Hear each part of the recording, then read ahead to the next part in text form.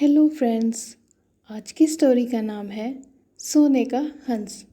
Story start करने से पहले अगर आप इस चैनल पर नए हैं तो प्लीज़ सब्सक्राइब ज़रूर करें, तभी आपको स्टोरी की नोटिफिकेशन सबसे पहले मिलेगी। तो स्टार्ट करते हैं स्टोरी। वाराणसी में कभी एक कर्तव्यनिष्ठ व शीलवान व्यक्ति रहा करता था। 3 बेटियों और एक पत्नी के साथ उसका एक छोटा सा घर संसार था, लेकिन कम आयु में ही उसका निधन हो गया। मृत्यु के बाद उस व्यक्ति का पुनर्जन्म एक सोने के हंस के रूप में हुआ, लेकिन वह हंस अपने मनुष्य योनि के घटनाक्रम और उनकी भाषा को भूल नहीं पाया। पिछले जन्म के परिवार का मोह और उनके प्रति उसका लगाव उसके वर्तमान को भी प्रभावित कर रहा था। एक दिन वह अपने मोह के आवेश में आकर वाराणसी को उड़ चला, जहाँ उसके पिछले जन्म की पत्नी और 3 बेटियां रहा करती थी। घर के मुंडेर पर पहुंचकर जब उसने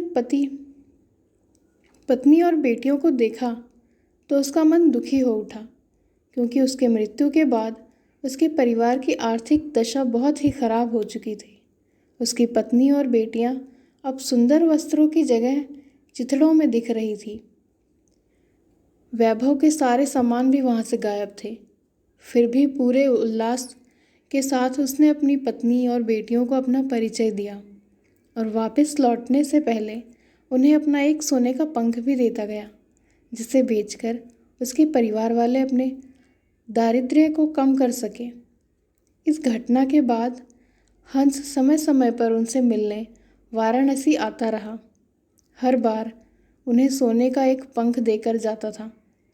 बेटियां तो हंस की दानशीलता से संतुष्ट थी, लेकिन उसकी पत्नी बड़ी ही लालची स्वभाव की थी।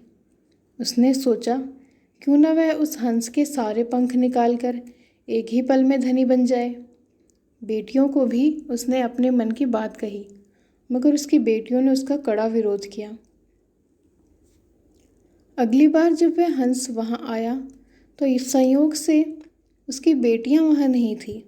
उसकी पत्नी ने जब उसे बड़े प्यार से पुचकारते हुए अपने करीब बुलाया, पत्नी के इरादों से अनजान वह हंस खुशी खुशी पत्नी के पास दौड़ता चला गया।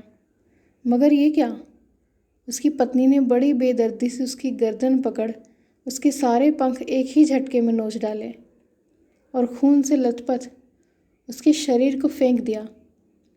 फिर जब उन सोने के पंखों को समेटना चाह रही थी तो उसके हाथ में सिर्फ साधारण पंख ही लग सके, क्योंकि उस हंस के पंख उसकी इच्छा के विरुद्ध नोचे जाने पर साधारण हंस के समान ही हो जाते थे।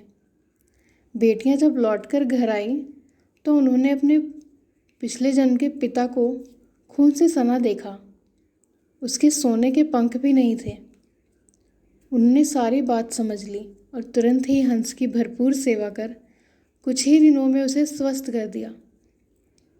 हंस के पंख फिर से आने लगे, मगर जब वे सोने के नहीं थे। जब हंस के पंख इतने निकल गए कि वह उड़ने के लिए समर्थ हो गया, तब वह उस घर से उड़ गया और कभी भी वाराणसी में दोबारा दिखाई नहीं दिया। कभी कभी व्यक्ति थोड़ी देर के सुख के लिए इतना लालची हो जाता है कि अपने लंबे टाइम के सुख को भूल जाता है। इसमें वो अपना बहुत बड़ा नुकसान कर लेता है। व्यक्ति को लालची नहीं होना चाहिए।